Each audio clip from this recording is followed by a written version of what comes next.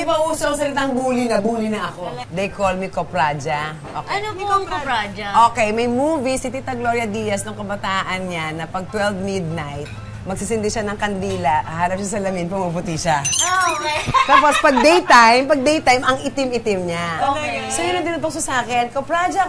So, iyak ako ng iyak. Eto na naman syempre ang mga... Sinubukan niyo ba yun sa salamin? Ay, yes. Ginawa niyo? Yes. Yes. Umipek? Minura ako ng lola ko. Pag nagkasunog pa, wala pa tayong tirahan. Dinamdam niyo po yun? Hindi, kasi first thing pa lang, meron may nagsasabi na sa'yo ng katotohanan na, bakit ka iiyak pag tinutuksokan ko Praja na negra? Bakit hindi ba totoo? Ikaw naman, oo nga naman. Bakit nga ako oo nga naman. Totoo nga naman. Truth hurts. Truth hurts. Bata pa lang ako, alam ko na yan.